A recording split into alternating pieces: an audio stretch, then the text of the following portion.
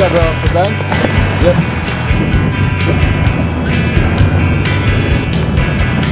I used to hate this. I dread the process of packing up a suitcase, going to the airport, going through security, and dodging a bunch of slow walkers and oblivious, smelly airport people on the way to the gate.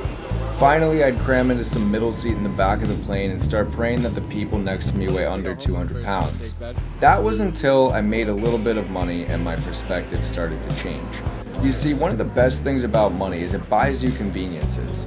Now, instead of having to put my knees in my chest in the back of the plane with all the plebs, I exclusively fly first class. And let me tell you, brother, don't listen to anyone who tells you that making money is bad or you can't buy happiness. Because although it's still not nearly as nice as flying private, being in first class is way better than being in the back with all the cattle. They don't even treat you like a human when you're back there. But when you're in 1A, everything is a little less miserable. The flight attendants are nicer to you, they offer you food, you've got plenty of leg room, and you rarely have to worry about the person next to you being smelly or fat. Plus, it makes you feel really good about yourself when everyone's walking past you and you can just stand there kind of judging everybody else for not being in first class. So today, I knew that if I could just get through the hassle of navigating the crowded Miami airport, once I make it on the plane, I can just sit back, relax, and enjoy my 6-hour flight to LA. And then my plans changed. He's one of your downgrades. They changed the aircraft. Call him. I've been calling him? Okay. There's nothing first class? Yeah. Can I have an ID for you, please? Come around. I was today years old when I learned that you can be downgraded from first class last minute because of a plane change. Now I'm in a middle seat in row 13 next to a snoring grizzly bear. Sorry, that's mean. He's a snoring large man. The airline offered me a $100 voucher, as if that changes anything. I tried to change my flight when they told me at the desk, but there wasn't anything else available non-stop to LA today. And obviously I'm not gonna have a layover. Like, what do you think, I'm a child? I already know what you're thinking though. Boo-hoo, poor rich guy. You had to sit in economy for a few hours. Toughen up, Snowflake. I'm spoiled, okay? And originally I was really pissed off. I almost left the airport and went home, but I ended up getting on the plane and sitting down. That's when I sent American Airlines an angry DM on Twitter and started thinking about how much these next 6 hours are gonna suck. Have you ever watched people navigate an airplane? They make sure that they get on the plane early so that there's space in the overhead bin, and then they fumble and stumble around trying to find their seat, and then they happily await that shitty little Biscoff cookie. The woman in front of me literally threw a fit because they sold out of food. I could keep going on, but then I catch myself. The best laid plans of mice and men often go awry. I remember that quote from one of the only books I actually read in high school, Of Mice and Men.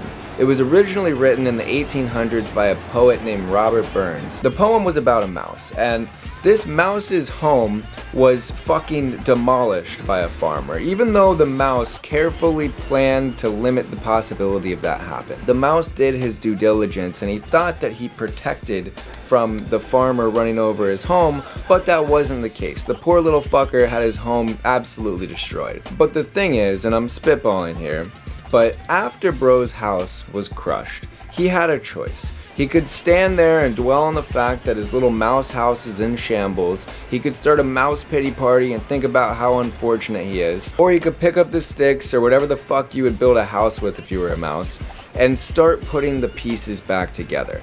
So that's what I decided to do as I sit here in 13B. Instead of dwelling on it and putting myself in misery for the next few hours, I'll see what lesson I can pull from it. And this is what I got. Shit happens. Sometimes your plans will get turned upside down. You'll prepare for something for months and unforeseen circumstances will pop up and reroute you.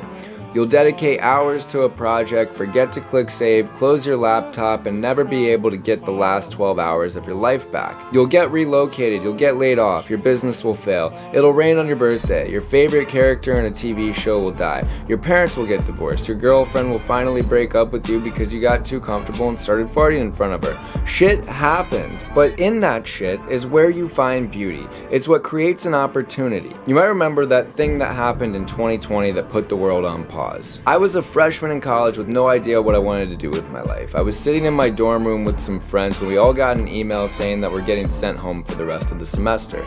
I didn't know it at the time, but that event would change my life.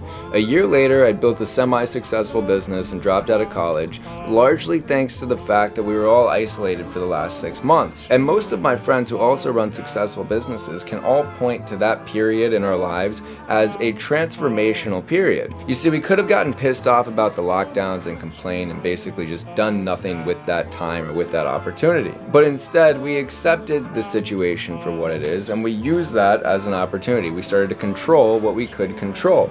And that's how we turned the pandemic into a bandemic. Holy shit, that was corny. But you can't predict everything, and sometimes you can't change the cards you're dealt. You just have to accept the circumstances, stop bitching, and see if you can turn a Biscoff cookie into lemonade. Or in this case, a shitty middle seat into a YouTube video. Okay, we just landed. Forget everything I just said. I started writing that at the beginning of that plane ride, and it really wasn't that bad for the first hour, but by hour number 5, the large man to my right was still snoring. I had to piss. I couldn't wake him up. I wasn't gonna like jump over him. I just didn't know what to do, and I had to pee so fucking bad, bro. And I was like, get me the fuck off of here. If I was in first class, that never would have happened.